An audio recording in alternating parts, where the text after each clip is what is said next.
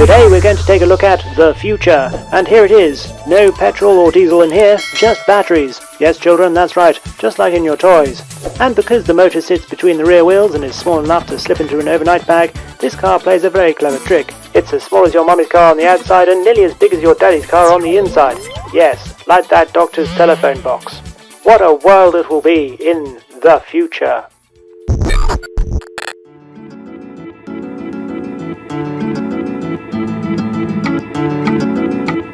Welcome to the future indeed.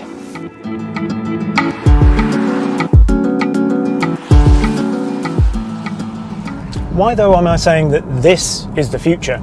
After all, we've tested other electric cars on the channel before, the Honda E, the Polestar 2, Teslas, the Taycan. The reason that this is so important is that this is effectively the new Golf. The 3 in ID3, yes, it will sort of place it within a range of cars, but they say the 3 also refers to the fact that this is the third car, the Beetle being the first one, the Golf being the second, and now this, the third. And the Golf it's a staple. It's what you think of when you think of a car. Look up car in a pictorial dictionary and you see a picture of a Golf, I think. So this feels like, well, the new people's car.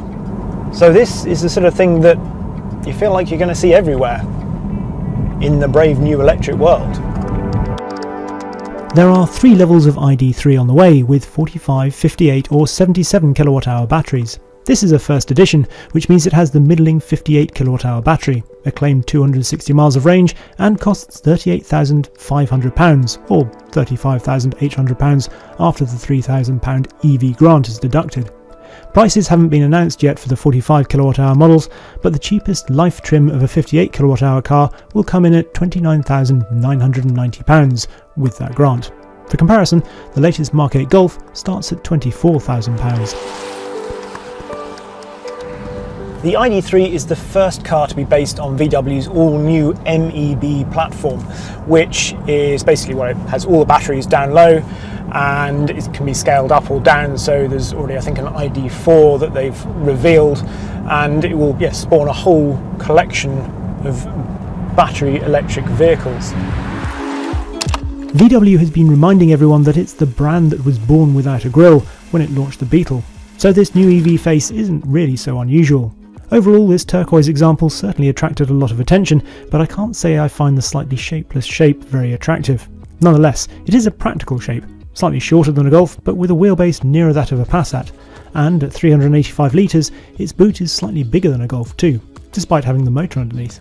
Suspension is McPherson struts at the front and a multi-link setup at the rear, like the more expensive Golfs in the range.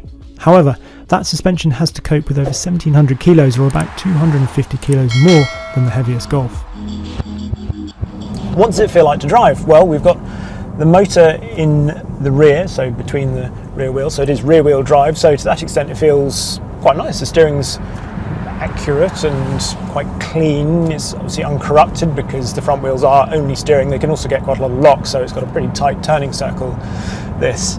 We've got a couple of modes up here, so we select the modes from this thing here, and you've got drive or B, and B just means you get more regenerative braking, so you can have more of that sort of one pedal feel, which works well around town. The brakes, I think they try and harvest as much regenerative energy, it's quite hard to say that, regenerative energy, before they actually put pad to disc, and it does lead to a slightly inconsistent brake pedal feel. It's not the nicest, I have to say. The motor is good for about 200 brake horsepower, which is ample, really. 0 to 60, 7.8 seconds, but the car actually feels quicker than that in everyday use. You've obviously got that instant response. The ride on the 19-inch wheels of our test car was rather good, with a firm but nicely damped feeling. What's more, the general quietness with a lack of tyre or wind noise was also impressive. It gave a real luxury feeling to the inside of the car. One thing that I have found slightly odd driving this is that, well, it's to do with the low centre of gravity. Now, this is always trumpeted as obviously a real benefit. You keep the centre of gravity very low by having all the batteries down in the base of the car, essentially. The trouble with that is that normally if you have a low centre of gravity, it's in something like a sports car and you sit low. If you have a high centre of gravity, it's in something like a Land Rover Defender or something like that, and obviously you sit up high. In this, the centre of gravity is down low, but I actually sit sort of relatively high, like a sort of a small SUV, I suppose. And so if you drive more enthusiastically, then you feel like you are away from that centre of gravity, which then sort of brings to mind the thought of Mr. Bean driving, sitting on top of his Mini. It's obviously not quite like that, but there is something just a little bit odd about it. Let's have a chat about the technology. Some things I really like, the ID light bar for example, that helps you navigate or tells you how much charge the batteries have. But much of the tech makes it feel like you need to be a committed early adopter who is happy to be part of the development process. For example, the screen was, well, a bit laggy and then sometimes froze altogether. While this was charging earlier, it said on the screen that for some reason I was doing 139 miles an hour at one point. I don't quite know what it thought, what that was meant to indicate, but there we are.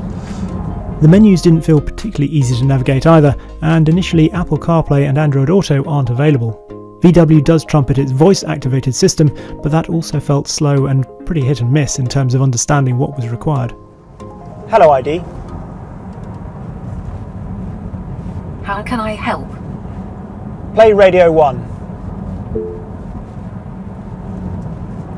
Did you mean radio up? No. Please select an item from the list or repeat what you said. Play Radio 1. Line 1. Got it. No. Play BBC Radio 1. Oh, no. Hello ID. And so it goes on. Perhaps I just didn't speak its language. There are other little things in here that just seem odd. So there are only 2 window switches down here, but there are obviously 4 windows. Now this is trumpeted as a benefit because they've halved the number of window switches. What you do now is you press something here that says rear, and then that operates the rear windows. Or if you hold it down and it flashes, then you can operate all the windows at once just with one button. But in reality, that's just more faff than having 4 buttons that you know where they are and you don't have to look at and check that something's flashing. It's not an improvement. The sign recognition isn't great. Oh, and the lane keep assist, which turns on every time you get into this car. And if you want to do it through the touchscreen, you have to press about 3 things to go and turn it off, and then you get back in again and it's all back on again. So yes, you can turn that off with Hello ID, but just having to turn it off, and it's really quite intrusive. No, I didn't say Hello ID. No. I'm still thinking about it. Please wait a moment. No, I don't want to wait a moment. Pardon? No. What if I'd actually needed something just then? But if you can see, this lane keep assist going along a country road or something really is pretty intrusive. Oh, there we go. Whoa. And it's just, that's not right, I don't think. The rest of the cabin, well, it's sort of, I think they've gone for a futuristic vibe, but it does feel a little bit austere in here at times. Perhaps it's just the grey, but these seats made out of, 20% of them made out of recycled bottles, apparently. The view out's pretty good. I like these extra bits in here, so you can get a good view in there, no big blind spots anywhere. And it does feel relatively spacious, not perhaps quite as big as I think they've been touting, but not bad. I also like details such as the pedals with pause and play on them. Sadly, however, as I made my way back to the charging station in town, I couldn't shake that feeling that this wasn't a car that I would want to own.